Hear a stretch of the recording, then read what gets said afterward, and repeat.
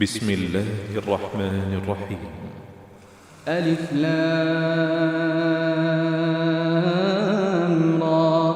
تلك آيات الكتاب المبين. إنا أنزلناه قرآنا عربيا لعلكم تعقلون.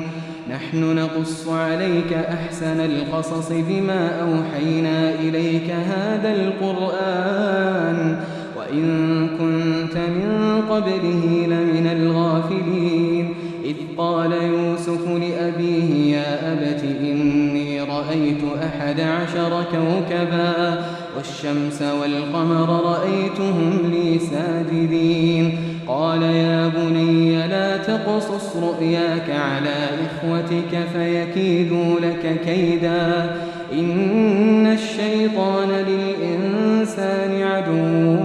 مبين. وكذلك يجتبيك ربك ويعلمك من تأويل الأحاديث ويتم نعمته عليك وعلى آل يعقوب كما أتمها على أبويك من قبل إبراهيم وإسحاق إن ربك عليم حكيم. لقد كان في يوسف وإخوته آيات للسائلين إذ قالوا ليوسف وأخوه أحب إلى أبينا منا ونحن عصبة إن أبانا لفي ضلال مبين. اقتلوا يوسف أو اطرحوه أرضا يخل لكم وجه أبيكم وتكونوا من بعده قوما صالحين. قال قائل منهم لا تقتلوا يوسف وألقوه في غيابة الجب يلتقطه بعض السيارة إن كنتم فاعلين. قالوا يا أبانا ما لك لا تأمنا على يوسف وإنا له لناصحون أرسله معنا غدا يرتع ويلعب وإنا له لحافظون. قال إني ليحزنني أن تذهبوا به وأخاف أن يأكله الذئب وأنتم عنه غافلون. قالوا لئن أكله الذئب ونحن عصبة إنا إذا لخاسرون. فلما ذهبوا به وأجمعوا أن يجعلوه في غيابة الجب وأوحينا إليه لتنبئنهم بأمرهم هذا وهم لا يشعرون. وجاءوا أباهم عشاء يبكون. قالوا يا أبانا إنا ذهبنا نستبق وتركنا يوسف عند متاعنا فأكله الذئب وما أنت بمؤمن لنا ولو كنا صادقين. وجاءوا على قميصه بدم كذب قال بل سولت لكم أنفسكم أمرا فصبر جميل والله المستعان على ما تصفون. وجاءت سيارة فأرسلوا واردهم فأدلى دلوه قال يا بشرى هذا غلام وأسروه بضاعة والله عليم بما يعملون. وشروه بثمن بخس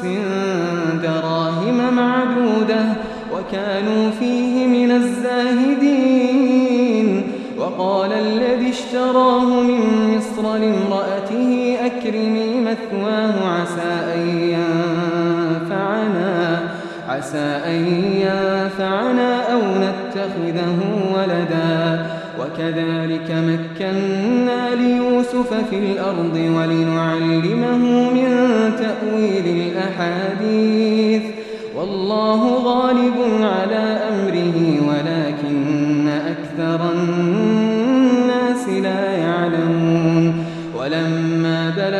أشده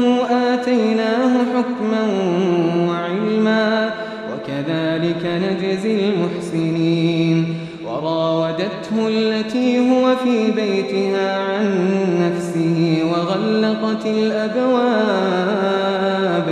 وقالت هيت لك. قال معاذ الله إنه ربي أحسن مثواي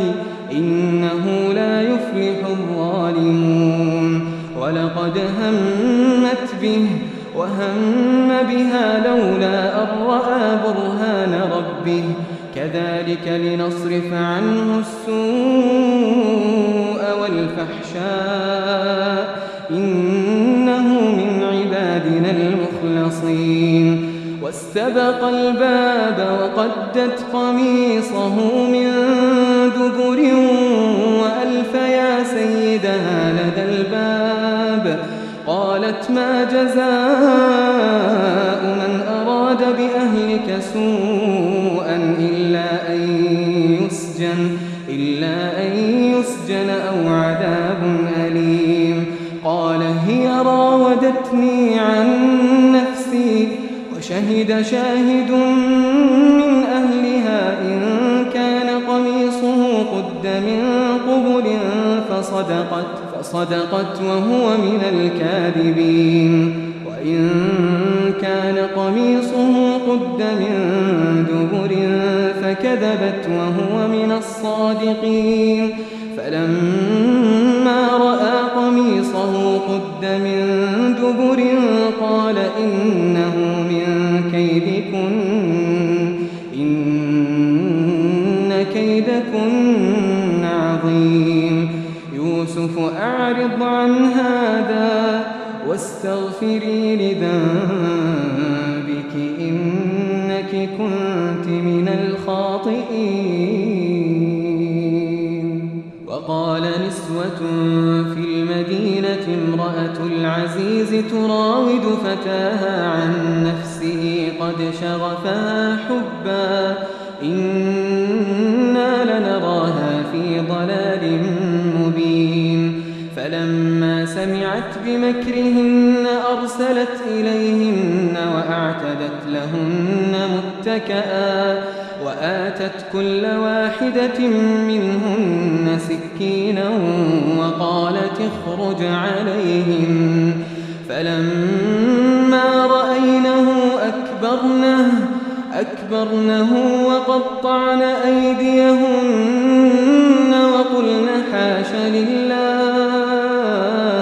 وقلن حاش لله ما هذا بشرا إن هذا إلا ملك كريم. قالت فذلكن الذي لمتنني فيه ولقد راودته عن نفسه فاستعصم ولئن لم يفعل ما آمره ليسجنن وليكونن من الصاغرين.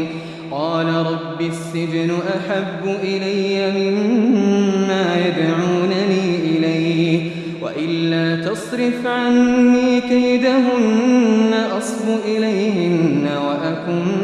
من الجاهلين. فاستجاب له ربه فصرف عنه كيدهن إنه هو السميع العليم. ثم بدا لهم من بعد ما رأوا الآيات ليسجننه حتى حين. ودخل معه السجن فتيان قال أحدهما إني أراني أعصر خمرا وقال الآخر إني أراني أحمل فوق رأسي خبزا تأكل الطير منه نبئنا بتأويله إنا نراك من المحسنين. قال لا يأتيكما طعام ترزقانه إلا نبأتكما بتأويله قبل أن يأتيكما ذلكما مما علمني ربي إني تركت ملة قوم لا يؤمنون بالله وهم بالآخرة الآخرة هم كافرون واتبعت ملة آبائي إبراهيم وإسحاق ويعقوب ما كان لنا أن نشرك بالله من شيء ذلك من فضل الله علينا وعلى الناس ولكن أكثر الناس لا يشكرون يا صاحبي السجن أأرباب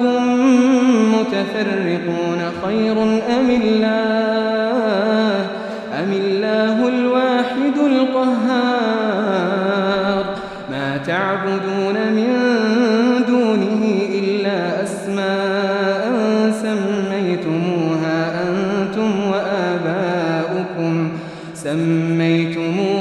أنتم وآباؤكم ما أنزل الله بها من سلطان إن الحكم إلا لله أمر ألا تعبدوا إلا إياه ذلك الدين القيم ولكن أكثر الناس لا يعلمون يا صاحبي السجن أما أحدكما فيسقي ربه خمرا وأما الآخر فيصلب فتأكل الطير من رأسه قضي الأمر الذي فيه تستفتيان وقال للذي ظن أنه ناج منه اذكرني عند ربك فأنساه الشيطان ذكر ربه فلبث في السجن بضع سنين وقال الملك إني أرى 7 بقرات سمان يأكلهن 7 عجاف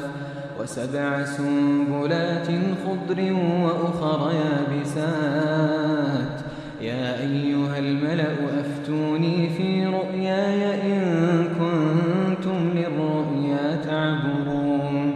قالوا أضغاث أحلام وما نحن بتأويل الأحلام بعالمين وقال الذي نجا منهما وادكر بعد أمة أنا أنبئكم بتأويله فأرسلون يوسف أيها الصديق أفتنا في 7 بقرات سمان يأكلهن 7 عجاف و7 سنبلات خضر وأخر يابسات لعلي أرجع إلى الناس لعلهم يعلمون قال تزرعون 7 سنين دأبا فما حصدتم فذروه في سنبله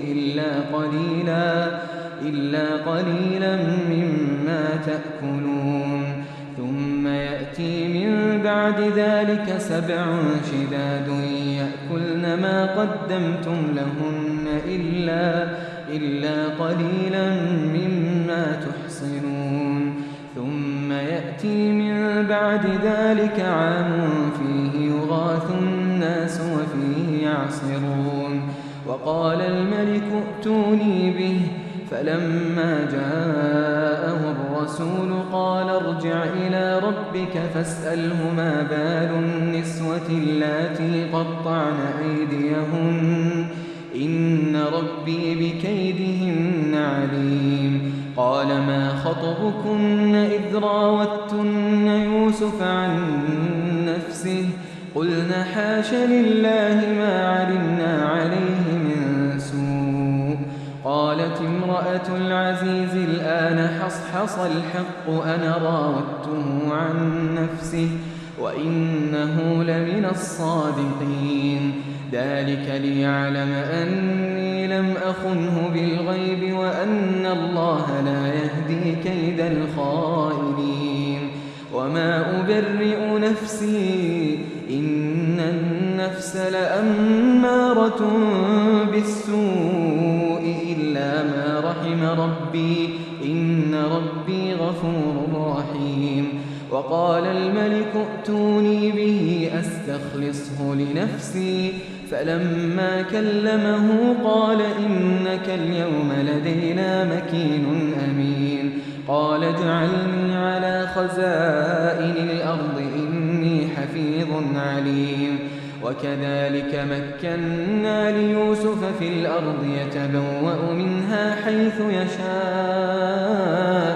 نصيب برحمتنا من نشاء ولا نضيع أجر المحسنين ولأجر الآخرة خير للذين آمنوا وكانوا يتقون وجاء إخوة يوسف فدخلوا عليه فعرفهم وهم له منكرون ولما جهزهم بجهازهم قال ائتوني بأخ لكم من أبيكم ألا ترون أني أوفي الكيل وأنا خير المنزلين فإن لم تأتوني به فلا كيل لكم عندي ولا تقربون قالوا سنراود عنه أباه وإنا لفاعلون وقال لفتيانه اجعلوا بضاعتهم في رحالهم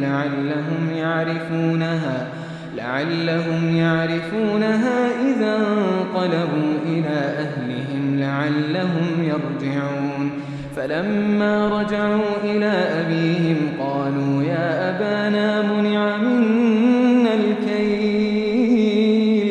فأرسل معنا أخانا نكتل وإنا له لحافظون قال هل آمنكم عليه إلا كما أمنتكم على أخيه من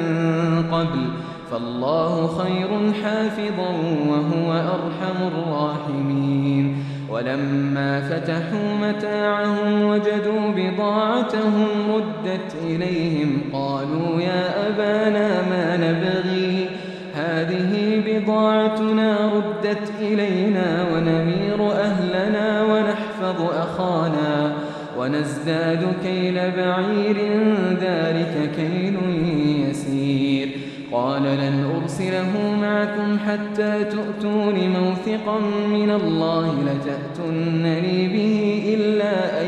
يحاط بكم فلما آتوه موثقهم قال الله على ما نقول وكيل وقال يا بني لا تدخلوا من باب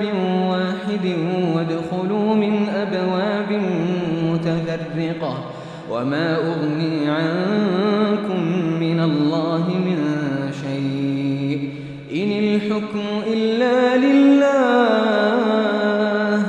عليه توكلت وعليه فليتوكل المتوكلون ولما دخلوا من حيث أمرهم أبوهم ما كان يغني عنهم من الله من شيء إلا حاجة في نفس يعقوب قضاها وإنه لذو علم لما علمناه ولكن أكثر الناس لا يعلمون ولما دخلوا على يوسف آوى إليه أخاه قال إني أنا أخوك فلا تبتئس بما كانوا يعملون فلما جهزهم بجهازهم جعل السقاية في رحل أخيه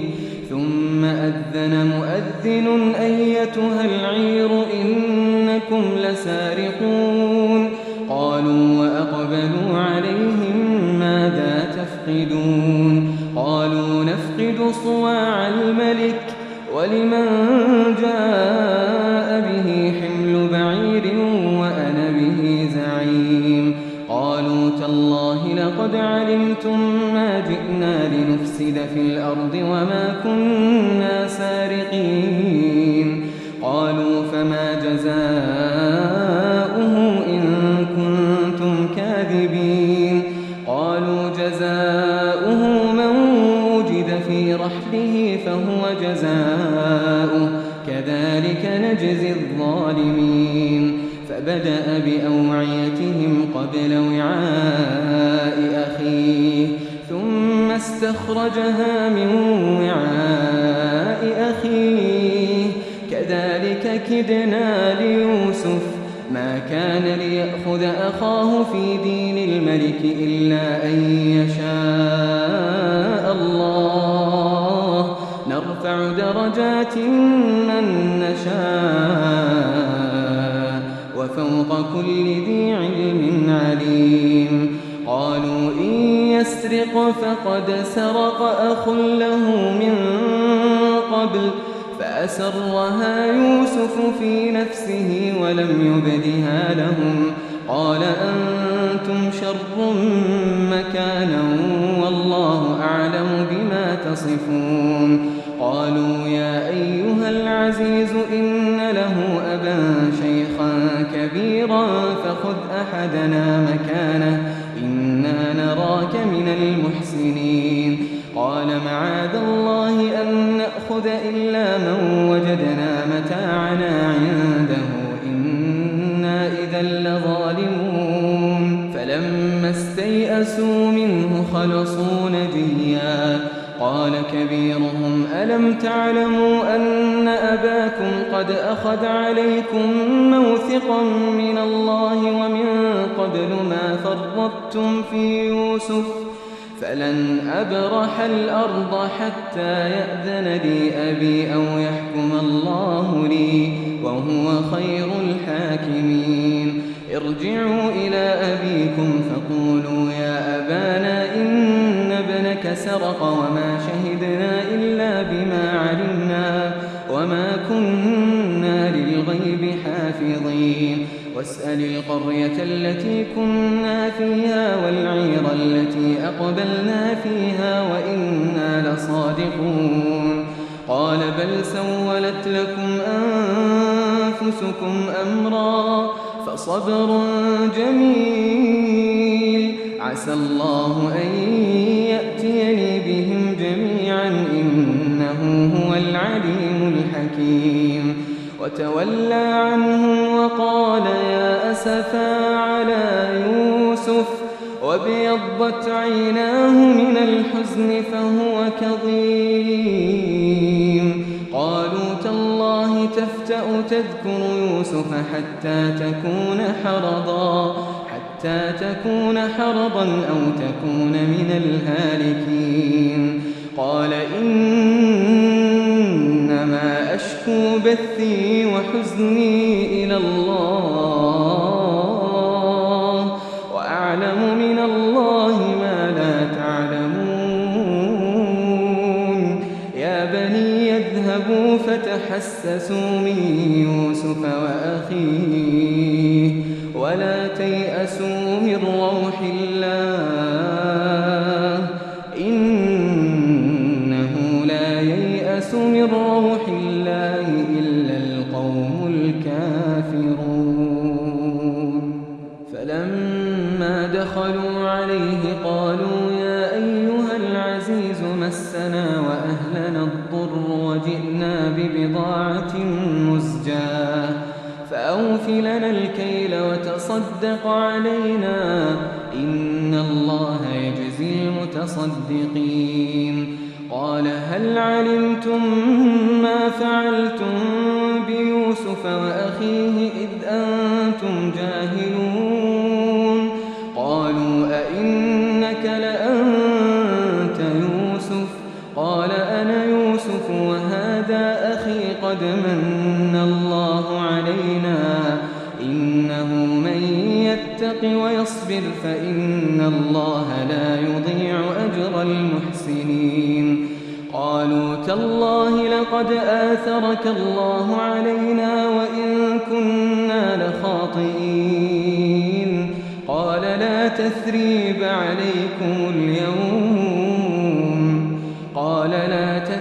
عليكم اليوم يغفر الله لكم وهو أرحم الراحمين اذهبوا بقميصي هذا فألقوه على وجه أبي يأت بصيرا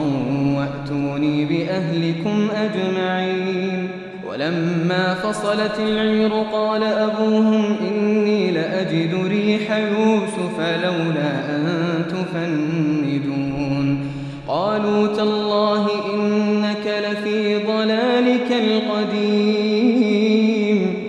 قالوا تالله لفي ضلالك القديم فلما أن جاء البشير ألقاه على وجهه فارتد بصيرا قال ألم أقل لكم إني أعلم من الله ما لا تعلمون قالوا يا أبانا استغفر لنا ذنوبنا إنا كنا خاطئين قال سوف أستغفر لكم ربي إنه هو الغفور الرحيم فلما دخلوا على يوسف آوى إليه أبويه وقال ادخلوا مصر إن شاء الله آمنين ورفع أبويه على العرش وخروا له سجدا وقال يا أبت هذا تأويل رؤياي من قبل قد جعلها ربي حقا وقد أحسن بي إذ أخرجني من السجن وجاء بكم من البدو من بعد أن نزغ الشيطان بيني وبين إخوتي إن ربي لطيف لما يشاء إنه هو العليم الحكيم رب قد آتيتني من الملك وعلمتني من تأويل الأحاديث فاطر السماوات والأرض أنت ولي في الدنيا والآخرة توفني مسلما وألحقني بالصالحين ذلك من أنباء الغيب نوحيه إليك وما كنت لديهم إذ أجمعوا أمرهم وهم يمكرون وما أكثر الناس ولو حرصت بمؤمنين وما تسألهم عليه من أجر إن هو إلا ذكر للعالمين وكأي من آية في السماوات والأرض يمرون عليها وهم عنها معرضون وما يؤمن أكثرهم بالله إلا وهم مشركون أفأمنوا أن تأتيهم غاشية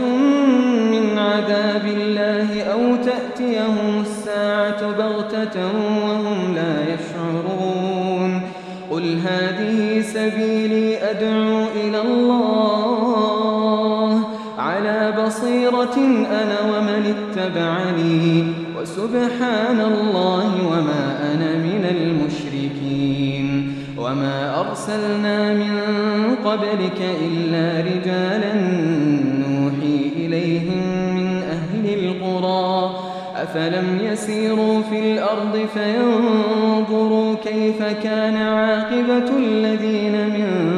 قبلهم ولدار الآخرة خير للذين اتقوا أفلا تعقلون حتى إذا استيأس الرسل وظنوا أنهم قد كذبوا جاءهم نصرنا فنجي من نشاء ولا يرد بأسنا عن القوم المجرمين لقد كان في قصصهم عبرة لأولي الألباب ما كان حديثا يفترى ولكن تصديق الذي بين يديه وتفصيل كل شيء وهدى ورحمة لقوم